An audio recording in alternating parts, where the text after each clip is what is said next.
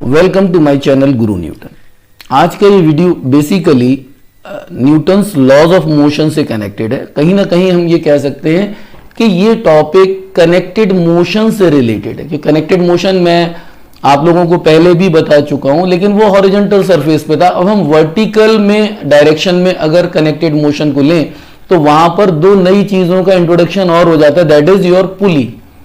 तो अगर हम पुलीज की बात करें तो पुली क्या होता है? Pulley is a grooved wheel. आपने देखा होगा जनरली कि क्रेन्स में हम किसका यूज करते हैं? टू लिफ्ट एनी ऑब्जेक्ट हम पुली का यूज करते हैं। तो pulley is simply a machine जिसको हम कुछ इस तरह से शो करते हैं कि ये एक हमारा ग्रूव्ड व्हील है और इसके ऊपर एक कोई भी रोप जा सकता है, ये मूव कर सकता है कुछ इस तरह से। अगर आप यहां पर देखें तो अगर सपोज हम इधर कोई एक ऑब्जेक्ट को हैंग करा दें, से इस मास इज m1, और इधर हम किसी दूसरे ऑब्जेक्ट को हैंग करा दें, द मास इज m2, तो इन ऑब्जेक्ट्स में कहीं ना कहीं मोशन प्रोड्यूस हो जाता है डिपेंडिंग अपॉन कि अगर m2 ग्रेटर है m1 से तो क्या होगा? मोशन इस डायरेक्शन में हो जाएगा और ये इधर मूवमेंट करना शुरू कर देगा। तो ये हम बात किसकी कर रहे हैं? ये बात कर रहे हैं हम, it is a single fixed pulley. क्योंकि ये जो पुली है ये क्या है? फिक्स्ड है, अपनी जगह पर रिजिड है, और this is a single fixed pulley. अभी हम मूवेबल पुली की भी बात करेंगे, तो पहले हम सिंगल फिक्स्ड पुली पर बात कर लेते हैं कि सिंगल फिक्स पुली में हमारा किस तरह से मोशन होता है और क्या क्या चीजें, कितना एक्सेलरेशन प्रोड्यूस होता है। अब ये चूंकि एक स्ट्रिंग है तो इस स्ट्रिंग में क्या होगा? एक टेंशन भी कहीं ना कहीं आएगा। तो जैसा मैंने आप लोगों को बताया हुआ है, टेंशन क्या होता है? Tension is what? It is the reaction of the force acting on that object in the string. तो अगर इसका वेट मैं देखूं तो वेट किधर लग रहा है? Weight is downwards m1g।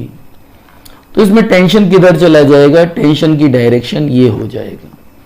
यहां पर अगर हम वेट देखेंगे, वेट हमें पता है हमेशा डाउनवर्ड एक्ट करता है, तो ये m2g नीचे आ गया। तो यहां पर भी टेंशन की डायरेक्शन सेम होगी। और जैसा कि मैं अपने पिछले वीडियोस में आपको बता चुका हूं कि अगर स्ट्रिंग सेम है, उसमें कहीं कोई भी ज्वाइंट नहीं है, तो tension in whole the string will remain same. पूरे टेंशन के अंदर स्ट्रिंग में, सॉरी, पूरे टेंशन जो है हमारा स्ट्रिंग में एक जैसा बना रहेगा। तो यहां पर अगर हम देखें कि suppose m2 is greater than m1, तो इस सिचुएशन में क्या होगा? फ्री बॉडी डायग्राम्स को आप लोग अच्छी तरह से जानते हैं, तो थोड़ा ये समझते हैं कि इसमें सपोज मैं एक और डायग्राम से आपको समझाता हूं कि सपोज हमने एक ये स्ट्रिंग लिया और एक पुली के ऊपर से हमने इसको पास करा दिया। स्ट्रिंग कैसा है? String is massless and inextensible. तो मासलेस का मतलब क्या हुआ? ऐसा तो कोई चीज हो ही नहीं सकता जो मासलेस हो। या इनएक्सटेंसिबल, थोड़ा बहुत एक्सटेंशन तो किसी भी चीज में प्रोड्यूस किया जा सकता है फोर्स लगाने पर। अब सपोज आप ये देखें कि अगर मैं इस पर्टिकुलर ब्लॉक को नीचे लेकर आता हूं, किस वजह से नीचे लेकर आएगा? Suppose m1 and m2। अब यहां पर मैं कह दूं कि m1 क्या है? m1 is greater than m2। देखिए ऊपर वाले डायग्राम में मैंने कहा था m2 is greater than m1, तो मोशन किधर हो रहा था? मोशन वाज डाउनवर्ड्स, ये मोशन आ रहा था, और इसका मोशन किधर चल रहा था? अपवर्ड्स। लेकिन यहां जैसे ही मैंने सिचुएशन को चेंज किया, m1 is greater than m2, तो क्या हो गया? मोशन m1 का नीचे आ गया और m2 का ऊपर चला गया। अब आप ये देखिए कि किसी भी टाइम में, जितने भी टाइम में जितना ये नीचे आएगा उतना ही ब्लॉक ये वाला ऊपर चला जाएगा। तो जो डिस्टेंस ट्रैवल होगा, दोनों का डिस्टेंस, ये वाला डिस्टेंस जिसकी मैं बात कर रहा हूं, ये डिस्टेंस दोनों केस में बराबर होगा और इक्वल इंटरवल में होगा। इसका मतलब इनकी वेलोसिटी में भी चेंज एक जैसा ही आएगा। अब वेलोसिटी में एक जैसा चेंज आएगा, इसका मतलब एक्सेलरेशन भी इनमें क्या होगा?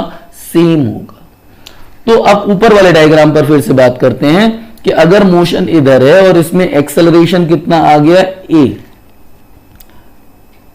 तो अब इसका फ्री बॉडी डायग्राम अगर हम बनाएं तो यहां पर देखेंगे इस डायरेक्शन में क्या लग रहा है? मैं ये m1 का फ्री बॉडी डायग्राम बना रहा हूं।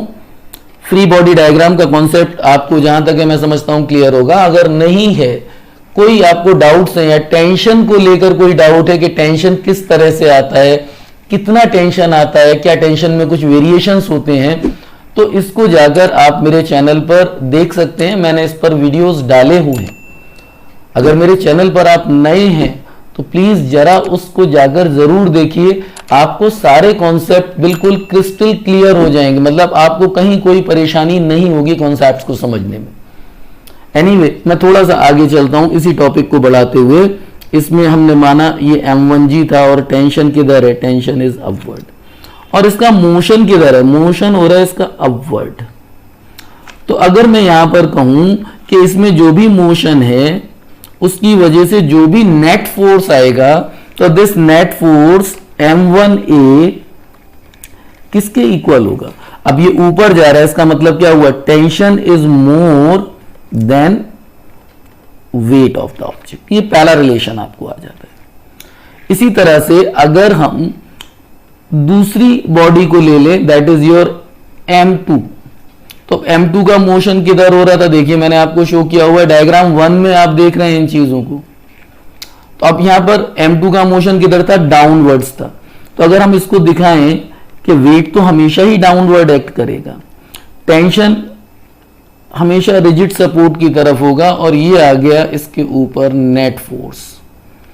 तो अब मूवमेंट कर रहा है तो नेट फोर्स क्या है, नेट फोर्स इज M2A।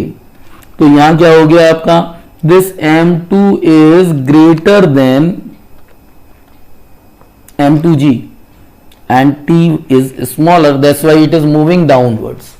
तो यहां हमने ये दो रिलेशंस निकाल लिए जिनको हम कंस्टेंट्स बोलते हैं। मैंने अपनी पिछली वीडियोस में भी बताया हुआ है कि इसको हम स्पेसिफिक जो इक्वेशंस बनती हैं इनको हम कंस्टेंट भी बोलते हैं। तो यहां पर अब आपको क्या फाइंड आउट करना है, एक एक्सेलरेशन और एक टेंशन।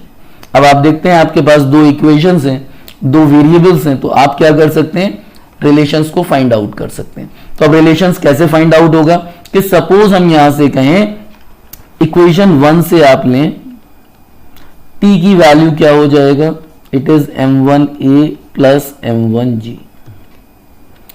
अब इस T की वैल्यू को आप क्या कर दें, सब्स्टिट्यूटिंग, राइट, T इन किस में इक्वेट करते हैं, दैट इज इन इक्वेशन 2। इस M2A is equals to M2G minus M1A plus M1G। अभी आप क्या करेंगे, M2A is equals to M2G minus M1A and minus M1G। तो अभी ये वैल्यू क्या हो जाएगा, M2A plus M1A and it is M2G minus M1G। देखिए यहां पर क्या आ रहा है, M2 इज ग्रेटर, इसलिए M2G पहले आएगा। तो अगर यहां पर आप देखें तो A की वैल्यू क्या हो जाएगा, M1 plus M2 and it is G को कॉमन ले लेते हैं, it is M2 minus M1। तो फाइनली A आपका निकल कर आ जाता है M2 माइनस M1। ध्यान रखेंगे इस चीज को, जो भी ग्रेटर होगा वो पहले आएगा, and upon M1 plus M2 and it is equal to G। ये हमने वैल्यू फाइंड आउट कर लिया, किस चीज का, हमने G की वैल्यू को फाइंड आउट कर लिया।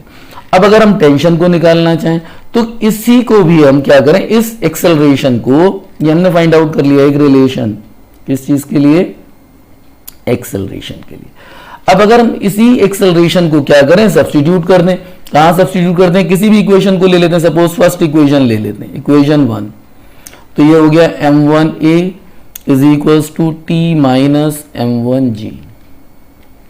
तो यहां अगर आप देखेंगे तो हमने वैल्यू लगा दिया M1, it is M2 minus M1। Substitute कर रहे हैं, सिंपल हमारा मेथड है substitution method, M1 plus M2। अब यहां पर आप देखेंगे तो it is T minus M1G, ये आपका आ गया T माइनस M1G। अब इसी चीज को हम थोड़ा सा देख लेते हैं कि टेंशन को हम कैसे निकालें। तो अब हम क्या करेंगे, अब थोड़ा सा आगे समझते हैं, सिंपल मैथमेटिक्स है, अब इसमें कुछ भी नया आपको नहीं करना है। अब यहां पर देख लेते हैं कि हमने यहां पर लिखा this is M1 and it is m2 minus m1 upon m1 plus m2 and यहां पर एक हमारा ए के साथ क्या था g, तो यहां पर हम g भी लिख लेते हैं, इट इज g। और ये m1g को हम इधर लाएंगे तो ये क्या हो जाएगा प्लस का m1g and this is equals to t। तो अब अगर आप एलसीएम लेते हैं और मल्टीप्लाई करते हैं तो आपको किस तरह से मिलेगा, देखिए m1 m2g minus m1 square g। अब इसको ले लेते हैं, it is m1 square g, LCM लिया हमने, and it is m1 m2g upon m1 plus m2। Simple हमने क्या किया हुआ है, हमने यहाँ पर एलसीएम लिया है। अब t की वैल्यू आपको क्या निकल कर आ गया, t निकल कर आ गया आपको, देखिए ये पार्ट हमारा कैंसिल आउट हो गया। अब ये निकल कर आ गया 2m1 m2g upon m1 plus m2। तो ये हमारे लिए रिलेशन निकल कर आ गया, किस चीज के लिए, फॉर टेंशन। ये हमने टेंशन फाइंड आउट कर लिया यहां पर।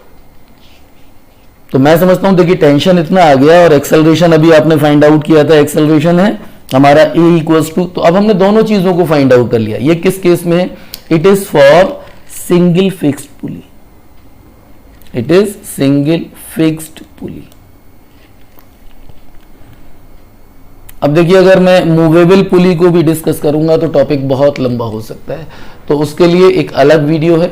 अगर आपको मूवेबल पुलीज में कोई प्रॉब्लम है उसमें टेंशन फाइंड आउट करने के लिए, तो मेरे चैनल को प्लीज सब्सक्राइब कीजिए और इन वीडियोस को आप जरूर शेयर कीजिए अगर आपको वीडियो पसंद आता हो, और लाइक तो जरूर बन जाता है, एक लाइक जरूर कीजिए आप, जिससे कि और जो स्टूडेंट्स हैं जिनको ये कॉन्सेप्ट्स क्लियर नहीं हो पाते हैं तो वो भी अपने कॉन्सेप्ट्स को क्लियर कर पाए।